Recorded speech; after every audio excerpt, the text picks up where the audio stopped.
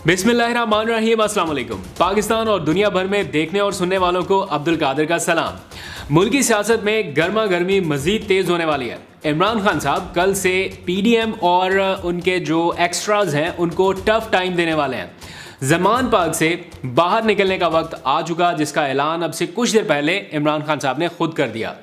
कल से यानी तकरीबन चंद घंटों के बाद लाहौर से सुपर पावर शो शुरू होने वाला है। उसकी क्या तफसीलात हैं, कहाँ कहाँ पर कैसे कैसे ये सारा कुछ एग्जीक्यूट होगा, ये सब आपको बताऊंगा। लेकिन उससे पहले थोड़ा सा जिक्र, जो आज मैंने एक दिलचस्प चीज़ ऑब्जर्व की, थोड़ी दिल की बातें, सोचा आपसे अपना ताज़ा एक्सपीरियंस शेयर करूँ। अभी थोड़ी देर पहले मैं दफ्तर में था, सारे टीवी चैनल्स की जो सुर्ख स्क्रीनें हैं मैं वो देख रहा था। तो पता है वहाँ पर क्या चल रहा था? इमरान खान और सिर्फ इमरान खान। जिस इमरान खान को बराह रास्त दिखाने पर पाबंदी है, उस इमरान खान का नाम लिए बगैर भी मीडिया का गुजारा नहीं है। मैं खुद मीडिया का हिस्सा हूँ, इसलिए मुझे एडमिट करने में कोई वो नहीं है कि क्यों नहीं है गुजारा। इसलिए मैं दावे से कहता हूँ कि अगर कहीं से ये हुक्म आ जाए, कहीं से, कि इमरान खान का नाम भी नहीं दिखाना। अभी तो ये है ना कि बराह रास्त तकरीर और वो क्या रिकॉर्डेड सारा दिखाने पर पाबंदी है। अगर ये कहीं से हुक्मनामा आ जाए कि इमरान खान का नाम भी नहीं दिखाना, तो टीवी चैनल्स को बैठे बैठे करोड़ों रुपए का नुकसान हो जाए। तो व्यूअरशिप का दूसरा नाम इस वक्त पाकिस्तान में इमरान खान है, इसमें कोई शक नहीं है। नहीं यकीन तो फिर जियो न्यूज़ की हेडलाइंस लगा के देख लें। AR भाई का कहूँगा तो आप नहीं मानेंगे। जियो न्यूज़ की हेडलाइंस लगा के देख लें, 25-26 मिनट की होती हैं। आधी से ज़्यादा हेडलाइंस या इमरान खान के बारे में होंगी या इमरान खान से जुड़ी होंगी। जैसे ही मैं व्लॉग के लिए अपने न्यूज़ रूम से निकला, तो सामने चूँकि हमारे सारे करंट अफेयर्स प्रोग्राम्स की टीमें बैठती हैं, रिसर्च टीमें जिन्होंने रात को प्रोग्राम्स कराने होते हैं, तो वहाँ पर सारे टेलीविजन चल रहे होते हैं, मॉनिटरिंग पे होते हैं सारे। तो देखा मरियम बीबी की तकरीर शुरू हो गई। किसी ने ऊंची आवाज़ में लगा दी कि सुने क्या, उनकी भी मजबूरी है सुननी सारी तकरीरें, चाहे वो इमरान खान की हो, मरियम की हो, राना सनाउल्लाह की, जिसकी भी हो, तो उन्होंने कुछ ना कुछ उसमें से निकाल के फिर अपने प्रोग्राम्स का हिस्सा बनाना। डेफिनेटली करंट अफेयर प्रोग्राम्स चलते ही नहीं पर हैं। तो वो मरियम बीबी की तकरीर शुरू हो गई। उस तकरीर में वो क्या कह रही थी, सिवाय इमरान खान के और कुछ नहीं था। बस इमरान खान बुज़दिल और नवाज शरीफ बहादुर था। तो मैं सोच रहा था नवाज शरीफ की सारी बहादुरी तो वो 50 रुपए के स्टाम्प पेपर पर थी, या फिर वो जो मेडिकल रिपोर्ट्स जिनमें प्लेटलेट्स ऊपर नीचे हो रहे थे, बस उनमें थी। तो इसके अलावा कौन सी बहादुरी है जिसके चर्चे इन दिनों ज़ुबान ज़द-ए-आम है, जिसका नैरेटिव बनाया जा रहा है। और फिर आप ये देखें कि इनके जहनों पर जैसे इमरान खान ना सवार हो गया। एक तो है ना मुहावरा कि इमरान खान इनके जहनों पर सवार है, ये हकीकत में ऐसे हैं। कहते हैं कि उसे दिखाना भी नहीं है और बात भी सारा दिन उसी की करते हैं, उसी से शुरू करते हैं, उसी के ऊपर ख़त्म करते हैं। आज वज़ीर दिफा ख्वाजा आसिफ की प्रेस कॉन्फ्रेंस हुई दोपहर में, जब मैं अपने घर था उस वक्त ये हो रही थी। तो प्रेस कॉन्फ्रेंस का आगाज़ उन्होंने किया निहायत अहम इशू से, और जिस संजीदगी से उन्होंने शुरू किया ना अफ़गानिस्तान की सूरत हाल पर, मुझे लगा कि आज कोई ना पॉलिसी स्टेटमेंट आने लगी है अफ़गानिस्तान के मामले पर। मैंने आवाज़ थोड़ी ऊंची की, सुने क्या कह रहे हैं। 2 मिनट भी अफ़गानिस्तान के इशू के ऊपर बात नहीं। 2 मिनट लिटरली आप रिवाइंड करके देख लें, 2 मिनट या हार्डली 2.5 मिनट। यहाँ से बात उन्होंने अफ़गानिस्तान की शुरू की और फिर साथ ही आगे इमरान खान के ऊपर, और इमरान खान का मुवाजना नवाज शरीफ से, और सारी प्रेस कॉन्फ्रेंस इमरान खान के ऊपर करके फिर सहाफ़ियों से कहते हैं अगर आपने कोई सवाल पूछना हो तो पूछ ले।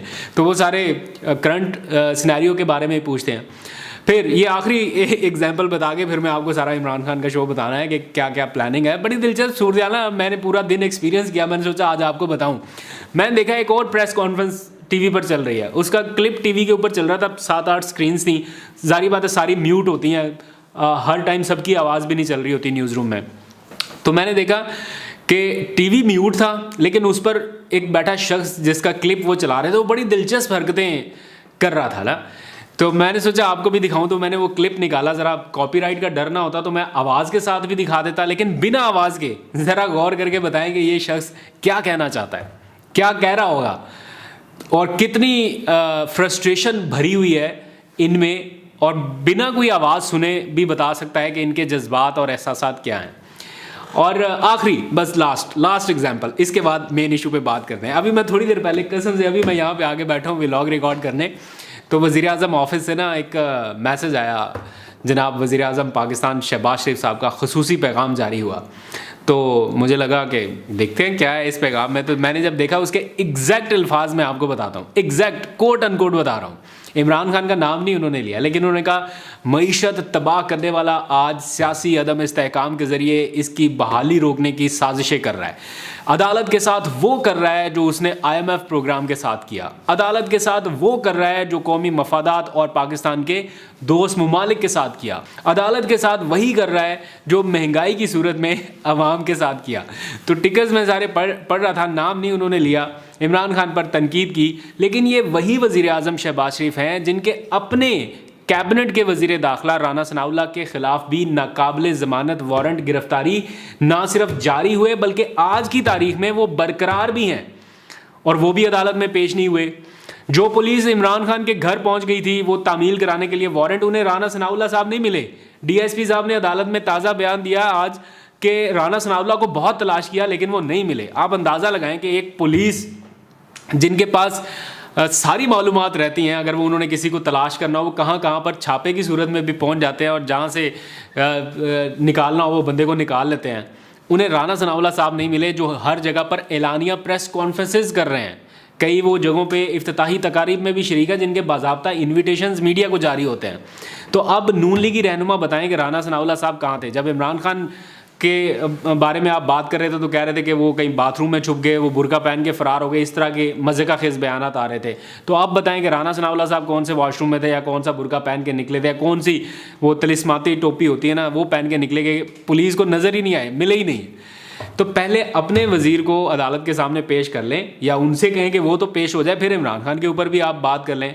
तो तराजू तो यहाँ पे बराबर है ना। अब आप यही मुतालबा कर रहे थे कि तराजू बराबर होना चाहिए। खैर, अदालती मामलात के ऊपर बात हो ही रही है तो आज इमरान खान साहब इस्लामाबाद हाई कोर्ट वहाँ पर उन्होंने जो उनके नाकाबिले ज़मानत वारंट गिरफ्तारियाँ तोशाखाना केस में जो सेशन कोर्ट की जानिब से जारी हुए थे उसे उन्होंने मनसूख कराने की एक दरख्वास्त की थी। मनसूख तो नहीं हुए लेकिन एक हफ़्ते के लिए मुअत्तल हो गए और अदालत ने उन्हें एक हफ़्ते यानी मज़ीद 7 दिन का वक्त दिया है कि वो अदालत में पेश हों।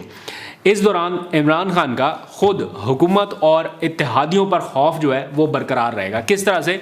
कुछ दिनों से आपने देखा होगा कि वन साइडेड सारी स्टोरी चल रही थी। ये मुहिम मरियम बीबी जलसे कर रही हैं, रैलियां कर रही हैं, कन्वेंशंस कर रही हैं, लेकिन दूसरी तरफ इमरान खान साहब ज़मान पाक में थे।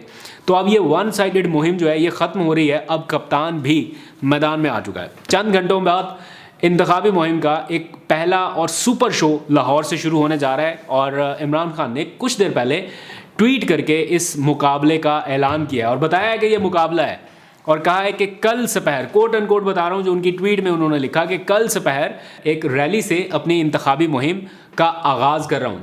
KP और पंजाब में हम इंशाल्लाह आवाम को इस इंतखाब में रिकॉर्ड टर्न आउट के लिए मुतहर्रक करेंगे जो हर लिहाज से तारीखी होगा। उन्होंने ये भी कहा कि PTI बैक वक्त PDM और उनके सरपरस्तों से जिन्हें गैर जानिबदार एम्पायर्स होना चाहिए था और रियासती मशीनरी से मुकाबला करेगी। तो कहने को तो ये लग रहा है कि इंतखाबात का बिगल बच चुका, हर तरफ तैयारियां, इंतखाबात, इधर से मरियम पहुंच रही है, इधर से इमरान खान भी अब निकल आए हैं, बाकी सारे भी, लेकिन अदालती फैसले के बावजूद भी अभी तक अब हम बरकरार है। मतलब कहीं पे भी जाए ना लोग पूछते हैं इंतखाबात होंगे या नहीं होंगे। कल काशिफ अब्बासी साहब भी अपने TV प्रोग्राम में बता रहे थे, कह रहे हैं जिधर चले जाओ अभी तक लोग पूछ रहे हैं कि इंतखाब होंगे या नहीं होंगे। जिन्होंने कराने हैं इंतखाबात यानी इलेक्शन कमीशन जिनकी जिम्मेदारी है कि वो इलेक्शन शेड्यूल दें, वो जनाब तौहीने इलेक्शन कमीशन में नोटिस जारी कर रहे हैं, काबिल ज़मानत वारंट गिरफ्तारी जारी कर दिए। आज इमरान खान के भी किए, फवाद चौधरी के भी किए। तो जिनका काम है इलेक्शन कराना वो इलेक्शन के अलावा बाकी सब कुछ करने के लिए तैयार है और कर रहे हैं और इंतकामी कार्रवाइयों का हिस्सा बनते दिखाई दे रहे हैं। और किसी तरह से ये नहीं लग रहा कि कोई गैर जानिबदारी है, मुकम्मल जानिबदारी के साथ प्रोसीडिंग्स को आगे बज़ाहिर ऐसा लग रहा है कि हो रही हैं। फिर यहाँ पर सवाल उठना तो शुरू हो गया और सवाल बनता भी है कि क्या गवर्नर खैबर पख्तूनख्वा और इलेक्शन कमीशन आपस में फ़िक्स मैच खेल रहे हैं। मतलब एक तारीख देता है, उधर एक ख़त लिखता है, फिर एक हफ़्ता इंतज़ार होता है, फिर ख़त का जवाब आता है, फिर मुलाकात तय होती है। अभी तक मुलाकात नहीं हुई। सुप्रीम कोर्ट का फैसला है, कितने दिन हो गए, अभी तक पेशरफ नहीं हुई। बस लेटर्स लिख रहे हैं, कॉरेस्पॉन्डेंस जारी है, लेकिन आगे प्रैक्टिकल कुछ भी नहीं है। तो इस सारी सूरत हाल में PDM को जो इलेक्शन का खौफ है, जिसके लिए वो पसे पर्दा सारी कोशिशें कर रहे हैं, ये सिर्फ यहाँ पाकिस्तान की हद तक ही नहीं है, ये इंटरनेशनल सतह पर भी अब मजाक बन गया। आलमी इदारे, ब्लूमबर्ग की खबर बन चुकी है ये चीज़, और आलमी नशरियाती इदारे ये बता रहे हैं कि इमरान खान की मकबूलियत इंतखाबात की राह में सबसे बड़ी रुकावट है। तो मजाक तो बन रहा है, पाकिस्तान का भी बन रहा है आलमी सतह पर, आपका भी बन रहा है, आपकी सियासत का भी बन रहा है। तो इस मजाक से बनाइए, कम से कम अपनी ज़ात के लिए ना सही तो पाकिस्तान के लिए सोच लें। ये जितना डैमेज इन 8-10 महीनों में, 11 महीनों में हो चुका, ये इररिपेयरेबल डैमेज है। यानी ना तो डॉलर की कीमत वापस उस लेवल पर जानी है, ना पेट्रोल की प्राइसेस उस लेवल पर जानी है। जो तनख्वाहदार बंदा है वो उतनी तनख्वाह ले रहा था। मैं अगर अपनी बात करूँ तो मेरी तनख्वाह जितनी थी वो अभी भी उतनी है, इस रजीम चेंज ऑपरेशन से पहले जितनी थी, ऑल्दो के बढ़ने वाली है। जब बढ़ेगी तो मैं आपको बताऊंगा। ऐलाना तो हो चुके हैं लेकिन अमल दरामद कुछ ही दिनों के बाद होगा। वो भी ARY को कहीं स्टेबल रहने दें तो फिर है ना, सारी तो इंतकामी कार्रवाइयाँ ARY के ख़िलाफ़ शुरू कर दी हैं। अल्लाह का शुक्र है आज सिंध हाई कोर्ट ने डिसीजन दिया कि बहाल करें, तो ज़रा स्मूथ चीज़ें चल जाएँ, फिर इंशाल्लाह सैलरी भी बढ़ेगी। तो मैं सिर्फ एग्जाम्पल के लिए बता रहा हूँ कि जितनी पहले थी रजीम चेंज से पहले, या जब डॉलर 178 का था, आज 275 के आसपास है या 290 के आसपास है, तो मेरी सैलरी तो उतनी है, जो कि तकरीबन आधी रह गई जितनी महंगाई हुई। तो इसी तरह बाकी लोगों की भी जो सैलरीड क्लास पर्सन है उनका तो नुकसान ही नुकसान हुआ, कवरिंग के लिए कुछ भी नहीं है, कवर अप नहीं हो रहा।